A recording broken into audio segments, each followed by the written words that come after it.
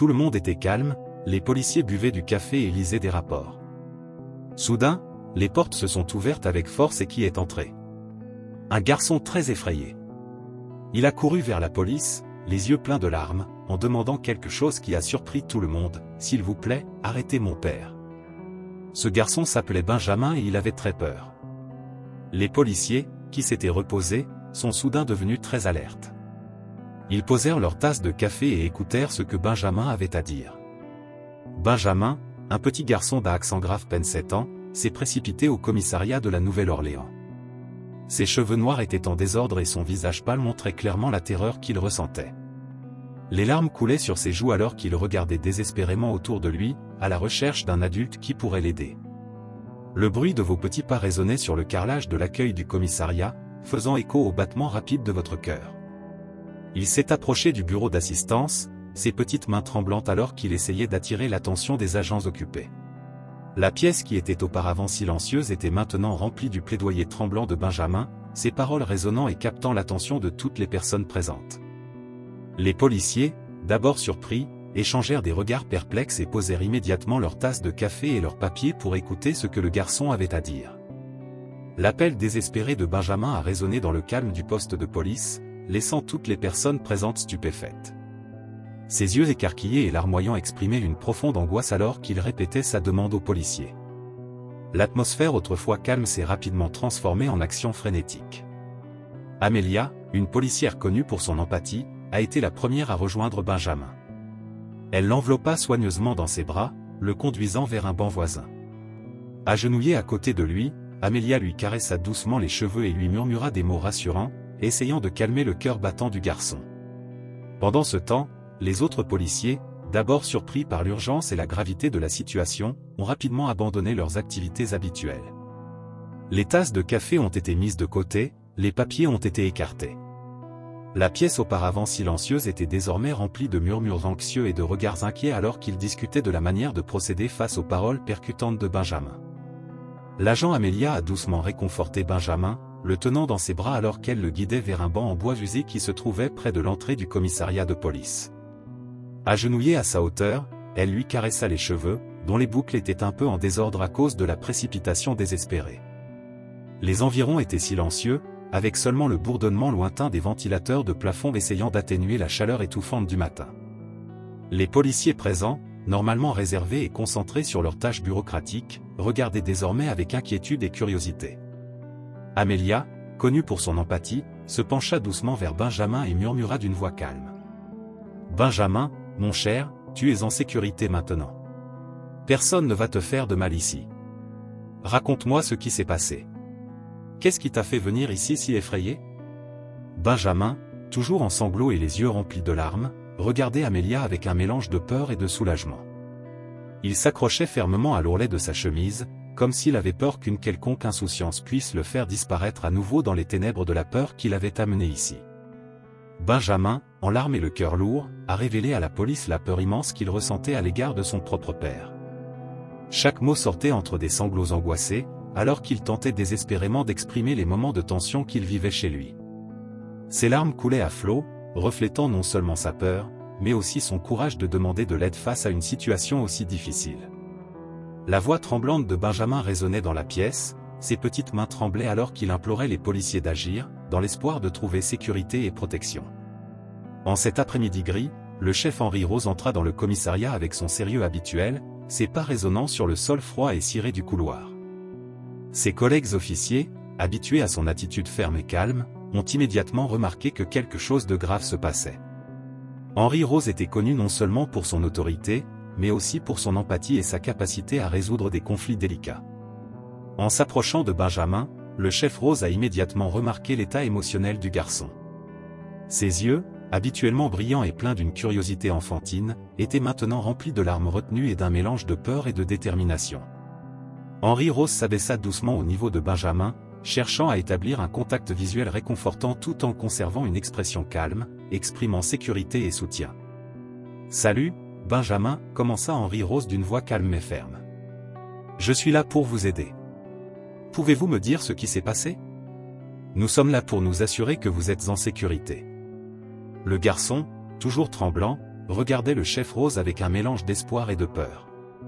Il savait que cet homme pouvait faire quelque chose pour le protéger, mais il ressentait aussi le poids des conséquences de ses paroles. Henry Rose attendit patiemment, donnant à Benjamin le temps dont il avait besoin pour rassembler son courage et raconter son histoire. Dans ce moment de tension, les autres policiers regardaient avec un mélange de respect et d'inquiétude. Ils savaient que la capacité d'Henry Rose à calmer des situations comme celle-ci était l'une des raisons pour lesquelles il était si respecté au poste de police. Alors que Benjamin commençait à révéler les détails de sa peur et de son angoisse à l'égard de son père, le chef Rose écoutait attentivement, son esprit travaillant rapidement pour décider de ses prochaines étapes, gardant toujours le calme et le sang-froid qui inspiraient confiance à tous ceux qui l'entouraient. Benjamin commença à raconter les moments déchirants où son père rentrait ivre à la maison, avec une odeur âcre d'alcool précédant son entrée. Des pas lourds résonnaient dans le couloir alors qu'il prononçait des mots agressifs, transformant l'environnement calme de la maison en un champ de mine de tension imminente. Les bruits de verres brisés résonnaient sur les murs, accompagnés des cris de son père, une symphonie de colère et de perte de contrôle. Il a décrit de façon vivante comment l'ambiance dans la maison a changé instantanément lorsque son père s'est mis en colère. Le silence devint oppressant, et la peur s'installa dans le cœur de Benjamin et de sa mère, qui s'enfermèrent dans leur chambre, l'oreille tendue au moindre signe de danger imminent. Le bruit des meubles renversés et le fracas des objets projetés contre les murs se mêlaient au sentiment d'impuissance qui planait dans l'air. Comme l'a raconté Benjamin, sa voix tremblait lorsqu'il expliquait comment ces épisodes étaient devenus de plus en plus fréquents et intenses ces derniers mois. Il se souvient de moments où son père, envahi par une rage incontrôlable, semblait être une force de la nature déchaînée, le laissant constamment en alerte, inquiet pour la sécurité physique et émotionnelle de sa famille. Après avoir entendu le récit émouvant et inquiétant de Benjamin, la police a ressenti l'urgence d'agir immédiatement. Le cœur brisé par les paroles du garçon, ils ont compris la gravité de la situation et combien la sécurité de Benjamin et de sa famille était en jeu. Ils se parlaient sur un ton sérieux, conscients de la responsabilité d'enquêter sur chaque détail pour s'assurer qu'aucun signe de violence domestique ne soit laissé sans surveillance. Avec l'autorisation nécessaire et dans un silence déterminé, l'équipe de police partit vers la résidence de Benjamin. Le chemin a été parcouru dans un mélange de tension et de détermination, alors qu'ils réfléchissaient à la manière de gérer le caractère sensible de cette affaire. En arrivant à la maison, ils observaient attentivement chaque détail, depuis son aspect extérieur jusqu'aux signes subtils qui pouvaient confirmer les inquiétudes de Benjamin. En entrant, l'environnement révélait un contraste avec la vie quotidienne apparemment normale que semblait avoir la maison. Les rideaux entr'ouverts laissent passer un doux rayon de lumière, contrastant avec l'atmosphère tendue qui les entoure.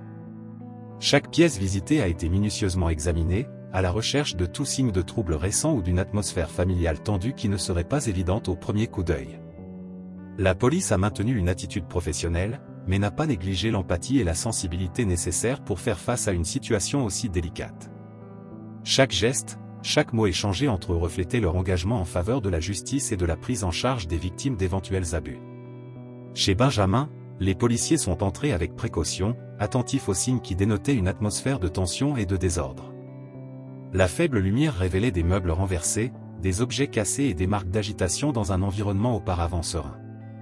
Le silence était palpable, rompu seulement par le bruit sourd des pas des policiers sur le parquet. Chaque pièce révélait davantage les troubles qui sévissaient dans la maison de Benjamin. Dans le salon, des rideaux déchirés flottaient au vent, tandis que des oreillers et des photographies étaient éparpillés sur le sol. L'air lourd d'incertitude planait, contrastant avec l'ordre habituel qu'une maison devrait offrir. Lorsqu'ils entrèrent dans la cuisine, la scène devint encore plus inquiétante. De la vaisselle cassée gisait sur le sol, ainsi que des restes de nourriture abandonnés. L'horloge accrochée au mur continuait son tic-tac constant, comme pour tenter de maintenir un certain sentiment de normalité au milieu du chaos qui régnait là-bas. C'est devant ce tableau que les policiers ont retrouvé Alexandre, le père de Benjamin. Il était visiblement abasourdi par la présence des policiers, ne comprenant pas vraiment la raison de son arrestation imminente. Ses yeux fatigués reflétaient un mélange de surprise et d'incrédulité alors qu'il essayait de comprendre le tournant brusque que sa vie avait pris à ce moment critique. Benjamin regardait tout avec de grands yeux, essayant de comprendre ce qui arrivait à son père et à sa maison. La présence de la police et l'atmosphère tendue au commissariat étaient complètement nouvelles et effrayantes pour lui. Parallélépipédo douce comme ça au même. Alexandre, toujours confus et surpris, tente de trouver une explication à sa situation. Il ne comprenait pas pourquoi la police l'avait emmené, surtout avec Benjamin présent, témoin de tout. Les policiers, tout en emmenant Alexandre au commissariat, ont tenté de rester calmes et d'expliquer la situation le plus clairement possible, malgré la tension palpable qui régnait dans l'air. Benjamin, à son tour, était complètement abasourdi. Il n'avait jamais vu son père dans cette situation auparavant, et la présence policière à son domicile constituait une scène effrayante et surréaliste pour un garçon de son âge. Il ressentait un mélange de peur de l'inconnu et d'un besoin urgent de protéger sa famille, ce qui l'a amené à demander de l'aide au commissariat. Au commissariat, l'atmosphère était pleine de tension et d'inquiétude. Les agents se disputaient entre eux, essayant de comprendre les détails de la situation et de s'assurer qu'ils suivaient les bonnes procédures. Pendant ce temps, Benjamin se tenait à côté d'Amélia, l'officier qui l'avait initialement calmé, lui tenant fermement la main alors qu'il regardait son père être emmené dans l'une des salles d'interrogatoire. Ce moment a marqué un tournant dans la vie de Benjamin et Alexander, déclenchant une série d'événements qui allaient bouleverser leur vie de manière inattendue. Alors qu'Alexandre était emmené pour être interrogé, le commissariat de police vibrait sous l'angoisse et le poids émotionnel du moment. Benjamin resta à côté d'Amélia, qui tenta de le rassurer avec des paroles aimables et un sourire réconfortant. La présence du garçon là-bas, témoin de tout, était un rappel constant de la fragilité de l'innocence face à la dureté de la réalité adulte. Pendant ce temps, le chef Henri Rose coordonnait calmement les procédures, mais la gorge nouée. Il connaissait Alexandre comme un homme travailleur et dévoué, le genre de père prêt à faire n'importe quel sacrifice pour son fils. Cependant, la situation nécessitait une enquête et il était déterminé à prendre toutes les mesures nécessaires pour clarifier les faits. Lors de l'interrogatoire, Alexandre a expliqué sa version des événements d'une voix tremblante et d'un regard perdu. Il a parlé des difficultés financières auxquelles la famille a été confrontée, des moments de désespoir et de frustration qui lui ont parfois fait perdre le contrôle. Mais jamais il n'aurait imaginé que cela pourrait entraîner son arrestation et sa séparation d'avec son fils. Alors que les policiers enquêtaient, une vague de soutien a commencé à se former au sein de la communauté locale. Les voisins et amis de Benjamin et Alexander ont exprimé leur choc et leur solidarité, offrant une aide sous forme de nourriture, un soutien émotionnel et même une assistance juridique. Les aveux émouvants de Benjamin au commissariat ont révélé son désir sincère d'assurer des repas à son père. Alexander, confronté à ses propres difficultés financières, avait toujours pour priorité de s'assurer que Benjamin avait suffisamment de nourriture, sacrifiant souvent ses propres repas. Cependant, un jour, Benjamin a entendu un reportage sur les repas en prison et, sans bien comprendre le contexte, a mal interprété la situation. Influencé par ce malentendu, il s'est précipité au commissariat pour demander de l'aide pour son père, dans l'espoir de lui fournir une nourriture plus sûre. Au lieu de se plaindre, le père de Benjamin a fait un sacrifice, il a partagé son assiette avec son fils, quitte à avoir faim. Benjamin ne comprenait pas ce qui se passait, mais il trouvait que c'était très agréable de manger avec son père. Un jour, Benjamin entendit à la télévision que les détenus recevaient 3 repas par jour. Il était heureux de penser que son père aurait enfin quelque chose à manger. Mais il ne savait pas que la vie en prison était très différente. Benjamin, un garçon sensible et inquiet, a entendu un reportage sur les repas servis en prison et, sans bien comprendre le contexte, a mal interprété que son père pouvait y accéder à la nourriture. Poussé par un fervent désir d'aider son père, Benjamin prend une décision impulsive et se précipite au commissariat. Le moment au commissariat a été émouvant et tendu. Benjamin, les larmes aux yeux, a vu son père être emmené par la police et a couru le serrer dans ses bras, exprimant son amour et son désespoir dans des gestes silencieux. Toutes les personnes présentes dans la salle ont été témoins de l'intensité des émotions et le cœur des personnes présentes était rempli de compassion face à la situation. Tandis que Benjamin s'accrochait à son père, Alexandre lui expliqua en tremblant les sacrifices qu'il avait consentis pour son fils au fil des années. Il a évoqué les moments d'angoisse et la détermination à ne pas laisser la rareté des ressources affecter le bien-être de Benjamin. Son histoire a profondément résonné au commissariat, touchant le cœur des policiers et des policiers.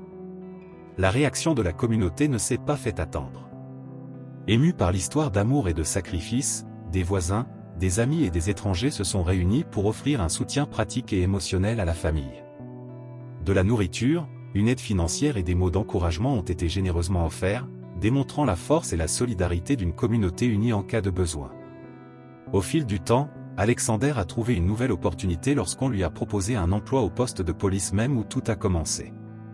Cette opportunité offrait non seulement un moyen de subsistance stable, mais symbolisait également un nouveau départ pour la famille, marquant une nouvelle phase d'espoir et de stabilité. L'histoire de Benjamin et Alexander a non seulement inspiré la communauté locale, mais a également souligné l'importance de l'empathie et du soutien mutuel dans les moments difficiles. Cela a rappelé avec force à quel point de petits gestes de gentillesse peuvent faire une différence significative dans la vie des gens, en renforçant le tissu social et en promouvant une culture de compassion.